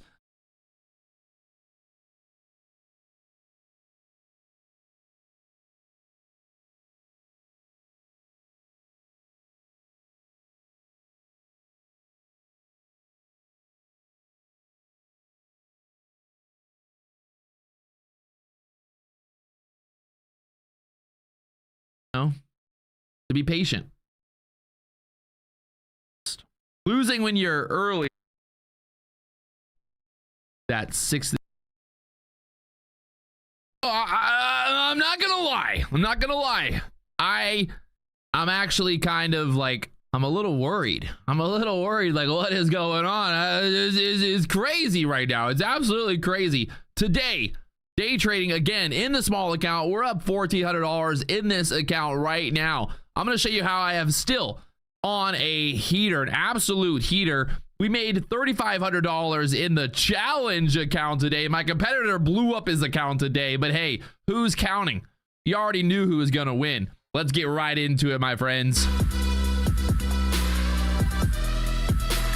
What's going on, guys? Patrick here. Well, like I said yesterday, I made this account. I started this account September 1st just so I could prove a point to basically inspire people, to show people in the market flow trader community that it is very, very possible to grow, to make money as a day trader with a small amount of money. You don't need $1 million to make money as a day trader, to make $100 a day, $200 a day, to be realistic, right? Just small amounts of money add up. You can grow an account. You can basically, have very decent supplemental income with only working a few hours a day. Obviously, there's risk. Day trading is very difficult. 90% of day traders lose. So pretty much 90% of you watching this video are probably going to end up losing if you try to do this. But if you put in the work, you have a strategy, you have a plan, you can do this, right? Like, you can do it. 10% of people can find success. 90% fail. I just want to be honest. Day trading is very difficult. These results are not typical by any means, and I've been trading now for 7 years, right? I have red days, I do lose, but right now, obviously in this account right now, we're on a fucking heater. If you look at this on the month right now for September, 0 losing trades, total P&L for the month so far, $10,965. Basically trading 2 contracts, 52 trades. Today was kind of a difficult day, to be honest. I had some trades that I basically moved my stop to break even, and we took very small profits on a few trades that ended up going a lot deeper, a lot bigger moves down later on. But it was just one of those days. We had a big trend. I'll show you guys a chart here.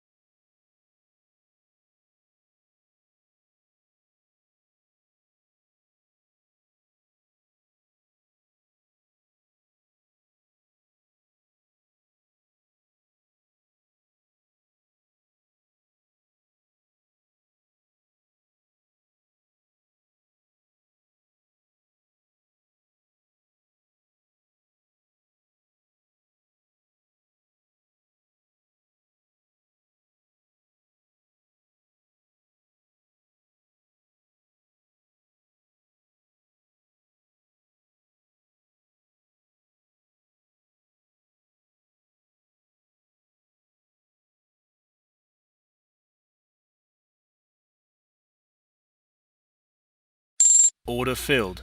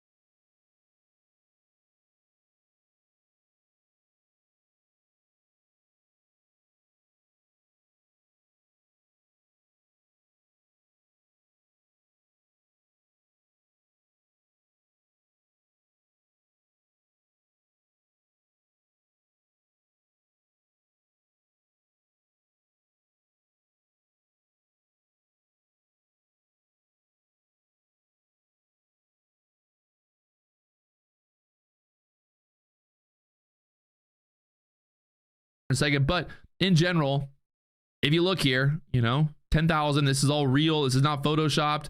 It's a real deal action deal. If you see here on my account balance for the month so far, that's 400, that's 300, that's $3,486 starting out with. Right now, we got 14,000 here in this account. All right. So it is real.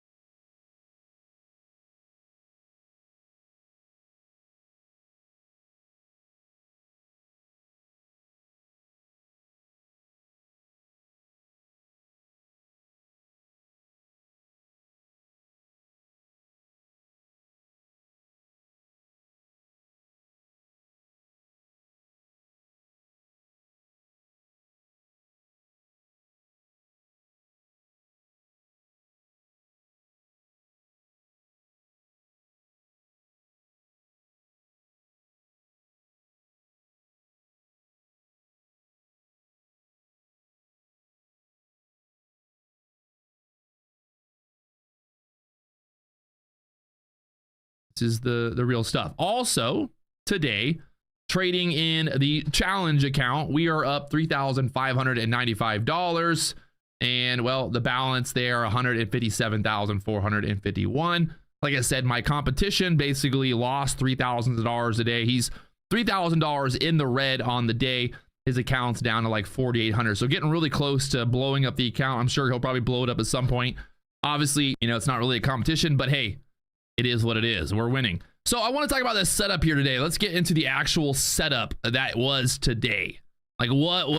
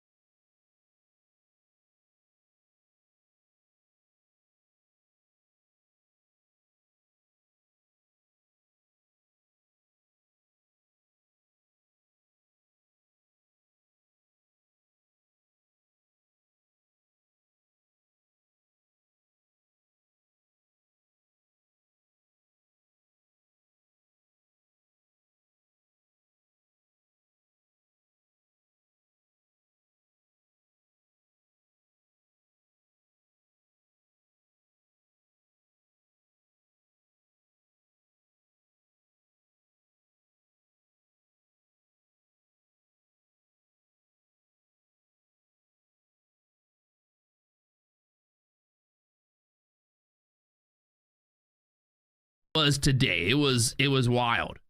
And it was crazy because, like I said, I didn't super, I didn't really capitalize. I'll be honest, like I did not fully capitalize on this move today. We talked about this move right here at open. Look at how beautifully this played out.